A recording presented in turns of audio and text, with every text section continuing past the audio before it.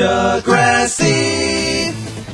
Connor gets kidnapped, Jenna has an STD, and Riley gets Anya pregnant.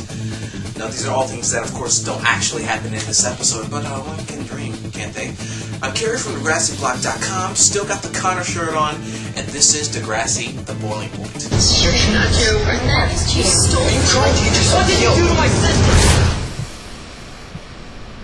Jenna's pregnant, but that's not going to stop her from letting her pursue her dream of being the next teen star. Of course, there's one nagging issue, the nagging provided by Allie, of course, the fact Jenna has to tell KC about the pregnancy.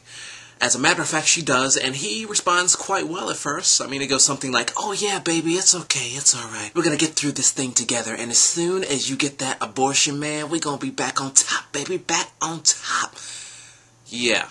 About that. Jenna, she doesn't want to have an abortion, and that infuriates KC. Still unsure of what to do, Jenna goes to the doctor and has all of her options explained to her, and she chooses to go with the pregnancy. And KC, still in douchebag mode, basically tells Jenna that she's on her own. Even though KC makes me hate him in this episode, his character reaction was very well written. And Jenna actually provided a solid performance. Now all we get to do is basically speculate as to what will happen with Jenna's baby. In this plot, it gets an A. In subplot number 1, Connor's computer privileges revoked, but he's not going to let anyone or anything stand in the way of him talking to Love Queen 16. They decide they're still going to meet up anyway, and Love Queen will come pick up Connor from school. She does so, and as soon as Connor gets in the car, Love Queen starts to get all touchy-feely, but Connor ain't having none of that. He jumps out of the car, and that's the end of the creepy Connor storyline. Now, I don't really like how it ended, because the way I imagined it ending was her taking him to her place, then she puts the moves on him, and that would make for an even more intense and dangerous situation for Connor. I just think they ended it too soon, but I love how they stuck with Connor's naive behavior until the end. He wasn't looking for sex. I mean, he just gets off on Realm of Doom, man. This has been a surprise storyline because it's been solid all the way. In this plot, it gets a B+. Now, Anya and Riley's subplot was cute in part 1, but honestly, it gets old in part 2. Nothing really happens, and I feel like it detracts from the other 2 plots, which are moving full steam ahead. Basically, Anya and Riley do a test to see if Anya's mom's doctor is gay or straight.